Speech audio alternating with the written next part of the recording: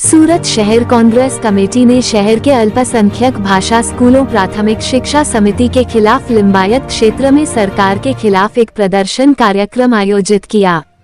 पिछले कुछ वर्षों में गुजरात सरकार ने नगर प्राथमिक शिक्षा समिति, जिला पंचायत प्राथमिक विद्यालय और अनुदान प्राप्त प्राथमिक विद्यालयों में पढ़ने वाले गरीब छात्रों को मताधिकार से वंचित करने की अन्यायपूर्ण प्रवृत्ति के खिलाफ प्री मैट्रिक छात्रवृत्ति के लाभ के संबंध में विधायी परिवर्तन किए हैं। सूरत शहर कांग्रेस कमेटी ने शहर प्राथमिक शिक्षा समिति के अल्पसंख्यक भाषा स्कूलों के खिलाफ सरकार के खिलाफ एक विरोध कार्यक्रम आयोजित किया।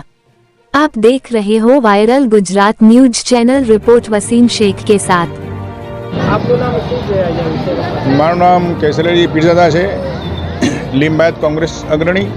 आज रोज लिंबायत में कांग्रेस पार्टी तरफ थी एक कार्यक्रम रखवामां आव्यो छे, जे शिष्यवृत्ति माटेना परिपत्र आव्युं छे तेना माटेना आ विरोध प्रदर्शन चालू छे। अने अहींया सूरत शहर में 1,80,000 विद्यार्थीओ भणी रह्या छे, जेना शिष्यवृत्ति सामे सरकारे प्रश्नचिन्ह ऊभो कर्यो छे। सरकारे जे परिपत्र लाव्या छे तेमां परप्रांतियोने सरासर नुकसान है, एना माटे अमे आ विरोध प्रदर्शन करी रह्या छीए। सरकारी स्कूल में सूरत शहर में आखा जिला में आ बधुं चालू है अभियान? हाँ, आखा गुजरात में अभियान चालू कर्युं छे। टोटल सूरत शहर में 1,80,000 विद्यार्थीओ छे जेना पर सीधी असर पड़े। जे शिष्यवृत्ति मळवा पात्र है, जे मळती हती ते कायमी राखवानी अमारी मांगणी छे। जो आ बधुं शिष्यवृत्तिनो तमारी जे मांग छे अने मांग पूरी न थाय तो तमे आगाड़ी शुं करवा मांगो? मांग पूरी न थशे तो कांग्रेस पार्टी तरफथी उग्र आंदोलन करवामां आवशे અને સરકાર સમક્ષ આની માંગણી સતત ચાલુ રહેશે। ભાઈ અહીંયા કયા વિસ્તારમાં શું તમારું અભિયાન છે અને શું સ્થિતિમાં આવેલા છે? જે મારુતિનગરની સ્કૂલમાં અમે સરકારી વિદ્યાર્થીઓ માટે જે સરકારે કાલે એક પરિપક્વ પાડ્યું છે કે 1978 પહેલાં જે લોકો અહીંયા રહેતા હતા એમના જ બાળકોને એડમિશન મળશે અને એમના જ બાળકોને ભણાવવામાં આવશે। આ રીતસર છે ને ગરીબ લોકો સાથે પરપ્રાંતિઓ સાથે અન્યાય છે।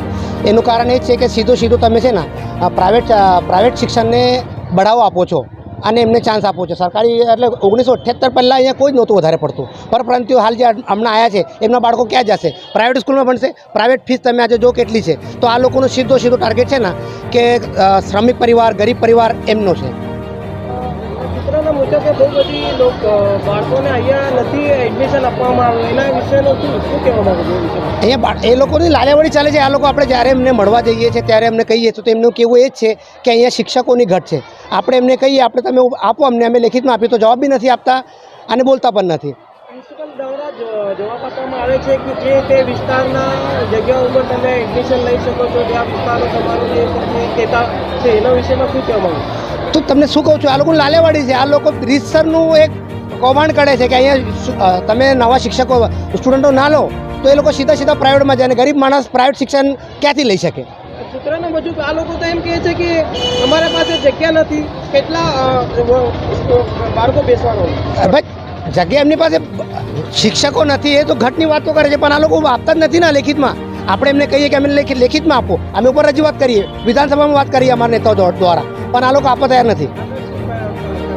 જો આ લોકો આ નિર્ણય પાછો ના લે, જે કાલે એમને લાવ્યું છે એ નિર્ણય પાછો ના લે તો કોંગ્રેસ અને યુવા કોંગ્રેસ ઉગ્ર આંદોલન બી કરશે અને ગાંધી ચિંતા માર્ગે આંદોલન બી કરશે।